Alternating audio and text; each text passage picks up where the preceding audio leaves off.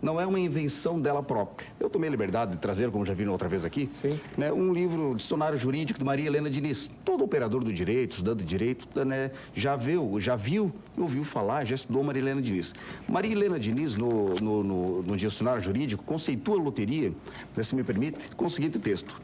A Loteria Federal e a Estadual são tidas como lícitas por estarem autorizadas, restringindo sua exploração ou concessão à União e aos Estados, derogando assim as normas de direito penal.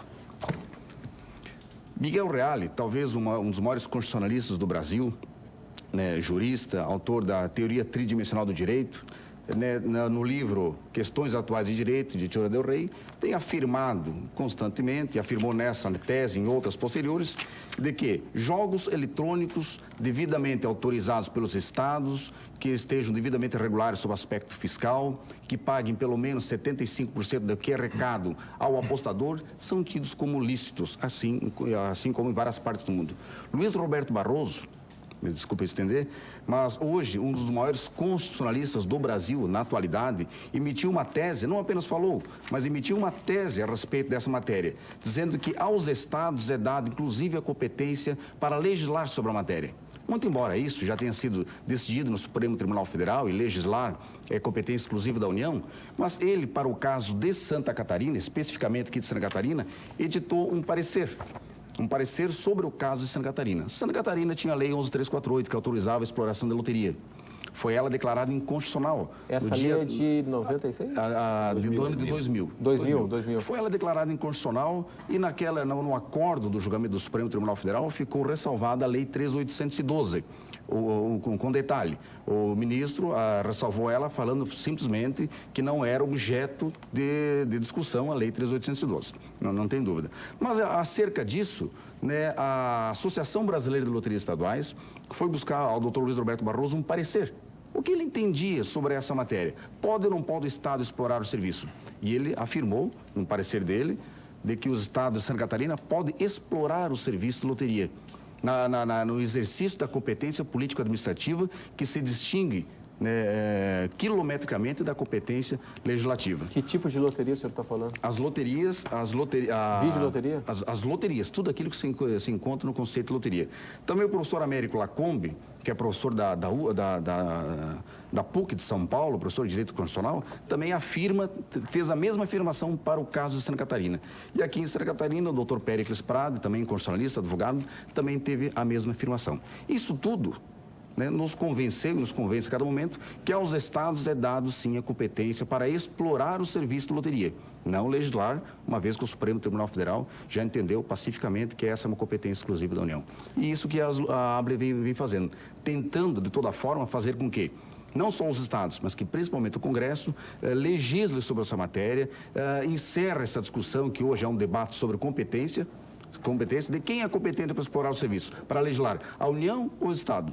Será que há dúvida quanto a isso? Isso talvez não. Mas há dúvida quanto a isso? Claro que há dúvida. A doutrina, dominantemente, tem dúvida. O Judiciário não tem, de fato. O Supremo Tribunal Federal tem entendido que legislar sobre a matéria é competência exclusiva da União. Isso nós nem discutimos mais. Mas explorar o serviço, o ministro Carlos Aires Brito, na ADIM da Paraíba, onde inclusive eu fiz uma sustentação oral na ocasião, na ADIM do Distrito Federal, 2847, deixou bem claro que a competência para legislar inovadoramente é da União. Sim, mas é possível explorar sem uma legislação específica? Claro que é possível, perfeitamente. Sem uma lei regulamentando? Não, existe uma lei. Existe o decreto 3.644. Só podia dar uma parte, doutor, é que na verdade, então, nós já estamos aqui até chegando a um entendimento, é que cabe privativamente à União legislar sobre jogos de azar, sobre tudo aquilo que diz respeito a sorteio, diz o artigo 22 da Constituição Federal. Há legislação federal hoje regulando essa questão? Não. Então, esse debate, essa consequência, ela tem que ser estendida ao Congresso Nacional. Enquanto não houver uma lei federal regulamentando essa questão, os estados, por esponte própria, por espontânea vontade sua, não podem, a seu bel prazer, legislar, não pode regulamentar algo que não está ainda autorizado pela União. Eu vou dar um exemplo para vocês. Havia, como o senhor bem disse, no estado de Santa Catarina, uma lei que regulamentava essa questão, que foi julgada inconstitucional... A lei de 2000. ...pelo ministro Sepúlveda Pertence, por todo o plenário do Supremo Tribunal Federal. No acordo que julgou essa ação direta de inconstitucionalidade, o ministro diz o seguinte, que a lei de 66 não está em questão, por quê? Primeiro porque ela é anterior à Constituição e por isso ela não pode ser declarada inconstitucional. É só uma questão de não recepção da lei. E segundo, porque ela não era objeto da ação direta de inconstitucionalidade. Com base nessa lei, hoje o governador do estado edita um decreto permitindo que a Codesc regulamente toda essa atividade, o que, sem dúvida, afronta toda aquela construção que não os pareceristas, mas os ministros do Supremo Tribunal Federal já deixaram mais do que claro. Inclusive, no dia 23 de abril passado, foi encaminhada ao plenário do Supremo uma minuta para que uma das primeiras súmulas vinculantes no Brasil, uma matéria que foi objeto da reforma constitucional há pouco, a primeira súmula vinculante do Brasil diga respeito a essa matéria, onde o Supremo vai editar essa súmula, dizendo que compete privativamente à União legislar sobre isso. Delegado, a opinião do senhor delegado. Boa noite, Renato Ico, aos da mesa, também aos ouvintes. A Polícia Civil, ela quer cumprir a legislação e precisa de uma legislação clara, transparente, para atender a finalidade constitucional da instituição.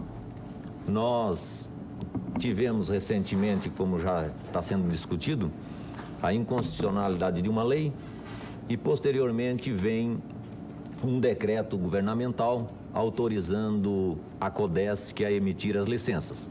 Então, nós ficamos, de certo modo, aguardando as definições, quer seja do Supremo Tribunal Federal ou do legislador, que sejam os deputados ou os senadores, para que se defina. E essa definição teria que ser o mais breve possível, porque esta situação está tomando proporções que refletem em toda a sociedade, porque, além de tantas atribuições que temos que nos deparar com uma lei permitindo e outra lei não permitindo. E nós temos que definir situações que não nos compete entrar nessa área, que não é nossa atribuição. Sim. É atribuição constitucional dos legisladores e aguardamos, ansiosos, que isso se define rapidamente. Mas para daqui a pouco, depois do intervalo, eu sei que não é essa a atribuição da Polícia Civil, mas eu quero a opinião do senhor também a respeito deste assunto, pela experiência que o senhor tem na área de jogos e diversões na Polícia Civil, e como de resto a opinião de todos os senhores, eu gostaria de saber o seguinte. Vamos esquecer um pouquinho a questão da legislação, mas vamos falar a respeito do mérito. Será que é bom, será que é ruim para a sociedade ter bingos, ter videoloterias? Eu vou citar aqui rapidinho para a gente ampliar o debate depois do intervalo. Aspectos positivos, quando a atividade era controlada pela Codesc, a destinação de recursos para obras sociais, para esportes, a geração de emprego e renda. Aspectos negativos, fraudes nos jogos, corrupção, lavagem de dinheiro, drogas, vício e por aí vai. Daqui a pouco estaremos de volta na sequência do Conversas Cruzadas na TV Com. Até já.